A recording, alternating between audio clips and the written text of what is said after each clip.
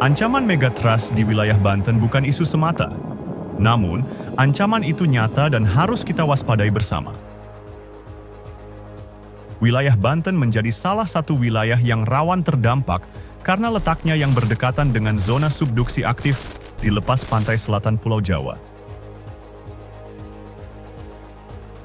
Berdasarkan analisis saintifik dari BMKG, lempeng Indo-Australia bergerak menyusup ke bawah lempeng Eurasia, kemudian membentuk tekanan yang sangat besar di zona tersebut. Ketika tekanan itu dilepaskan, maka akan terjadi gempa besar yang disebut megatrust. Gempa yang terjadi di dasar laut itu dapat memicu gelombang tsunami. Pantai barat Banten, yang langsung berhadapan dengan Samudra Hindia, sangat rentan terhadap dampak tsunami. Secara ilmiah juga, banyaknya gempa kecil hingga menengah yang sering terjadi menjadi tanda bahwa zona ini aktif secara seismik dan memiliki potensi terjadinya gempa besar. Selain itu, aktivitas vulkanik seperti Gunung Krakatau juga berkontribusi terhadap kerentanan terjadinya megatrust. Sejarah juga telah mencatat bahwa gempa dan tsunami yang terjadi pada tahun 1883 akibat letusan Gunung Krakatau. Gempa dan tsunami yang menerjang wilayah Banten kala itu menjadi sejarah kelam dan duka mendalam bagi umat manusia, tidak hanya di dalam negeri tetapi juga di luar negeri.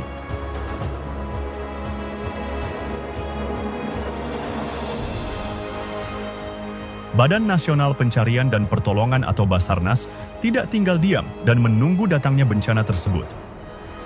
Basarnas berinisiatif melaksanakan mitigasi SAR dengan program pemberdayaan masyarakat terkait evakuasi mandiri terhadap bencana yang mengancam tersebut.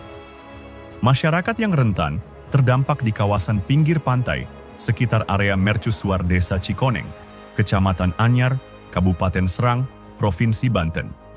Mereka mendapatkan edukasi terkait teknis dasar-dasar SAR dan evakuasi mandiri.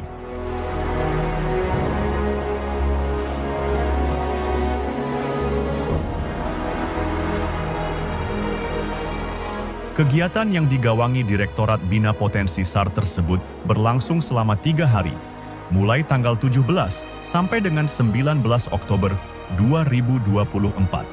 Tidak hanya itu, Basarnas melalui Direktorat Kesiapsiagaan juga menggelar simulasi megatrust di kawasan tersebut pada hari Sabtu, tanggal 19 Oktober 2024. Simulasi melibatkan ratusan personel tersebut, serta masyarakat yang telah mendapatkan pelatihan evakuasi mendari sebelumnya.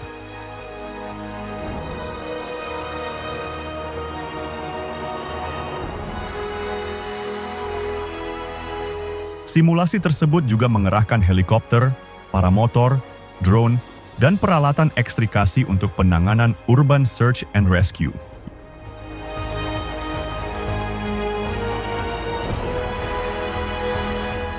Skenario simulasi diawali dengan adanya peringatan gempa dan tsunami dari Early Warning System BMKG akibat gempa bumi berkekuatan 7,4 magnitudo.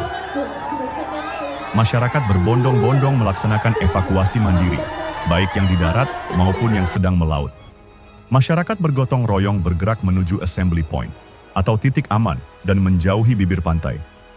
Masyarakat juga membantu dan memberikan pertolongan kepada masyarakat lainnya yang terluka.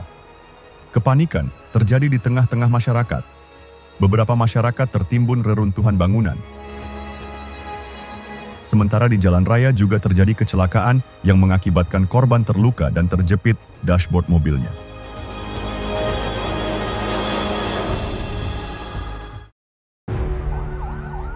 Kantor SAR Banten bertindak cepat. Seluruh personil yang siaga digerakkan ke lokasi terdampak. Koordinasi intensif dengan potensi SAR dilaksanakan untuk memberikan pertolongan secara cepat, tepat, dan terukur. Tidak hanya tim darat, tim SAR laut dan udara juga bergegas melaksanakan operasi SAR. Tim laut menggunakan Rigid Inflatable Boat, RIB, 02 Banten untuk mengevakuasi sejumlah korban yang survival di laut. Namun, sarana tersebut tidak memadahi. Sementara alut udara mengerahkan drone untuk memantau situasi dan kondisi dari udara, sekaligus mencari korban. Berdasarkan visualisasi yang dihasilkan, bencana tersebut sangat masif. Kepala Kantor SAR Banten, Amrad, pun dengan cepat melaporkan sekaligus meminta dukungan dari Basarnas Command Center, BCC, di kantor pusat Basarnas, serta dukungan dari kantor SAR Lampung. Pertolongan harus cepat. Karena itulah, BCC memerintahkan Satuan Udara yang bermarkas di Atang Sanjaya Bogor untuk mengerahkan helikopter bersama tim Basarnas Special Group, BSG. Sementara kantor SAR Lampung bergegas mengirimkan personel menggunakan kapal KN SAR Basudewa. Tim SAR kantor SAR Lampung juga mengerahkan tim paramotor untuk memantau dari udara.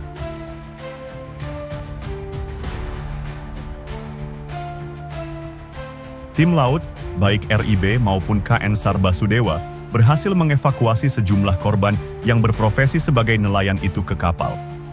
Sementara, helikopter Basarnas HR-3604 berhasil mengevakuasi sejumlah korban dari laut dengan teknik menerjunkan rescuer dengan teknik free jump, lalu mengevakuasi korban yang terobang-ambing di lautan itu dengan teknik hoisting.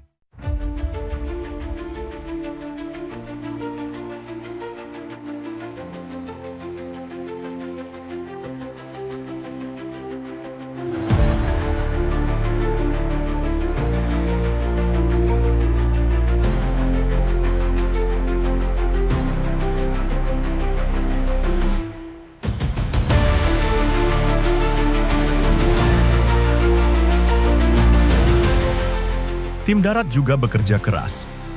Tim Urban SAR atau USAR mengerahkan peralatan ekstrikasi untuk mengeluarkan korban yang tertimpa reruntuhan bangunan. Sementara tim lainnya menggunakan teknik Vehicle Accident Rescue VAR untuk mengevakuasi korban yang terjepit mobilnya yang terbalik.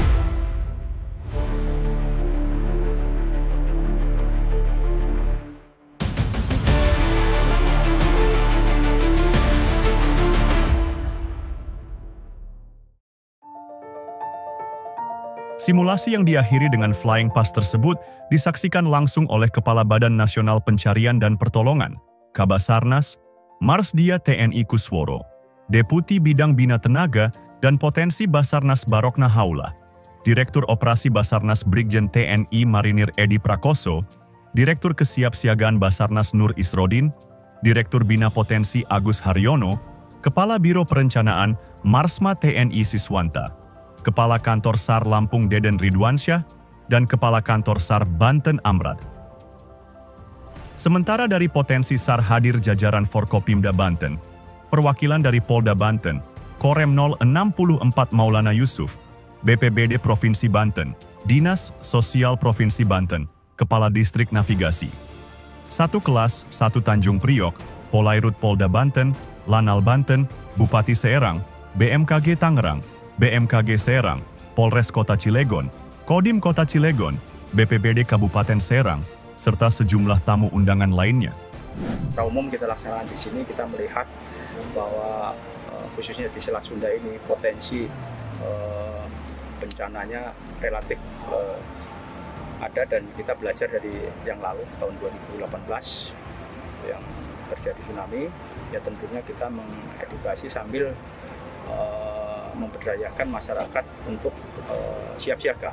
Khususnya dalam latihan ini kita kemas dengan masyarakat dan potensi Forkopimda, TNI Polri maupun potensi-potensi yang ada di sini untuk bisa diberdayakan.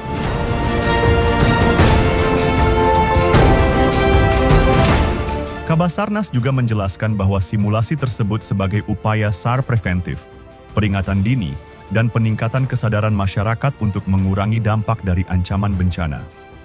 Di sisi lain, pemberdayaan masyarakat dan simulasi operasi SAR tersebut sebagai respon Basarnas terhadap isu Megatrust, sekaligus mengimplementasikan prosedur operasi SAR, penanganan bencana gempa bumi dan tsunami, melatih kesiapsiagaan personel tim SAR, dan menguji kelaikan sarana dan prasarana yang digunakan dalam menghadapi ancaman tersebut. Dengan simulasi tersebut diharapkan dapat membantu masyarakat, khususnya para penggiat sektor pariwisata, untuk lebih awareness menghadapi ancaman yang unpredictable tersebut. Simulasi tersebut juga diharapkan dapat memberikan rasa aman dan rasa nyaman kepada wisatawan, baik dari dalam dan luar negeri yang berwisata di Banten. Simulasi Basarnas tersebut sebagai jaminan atas pelayanan SAR yang maksimal kepada masyarakat yang mengalami kondisi kedaruratan. Quick action, satu jiwa, satu rasa afiknyam, jagat samagram, selamatlah alam semesta.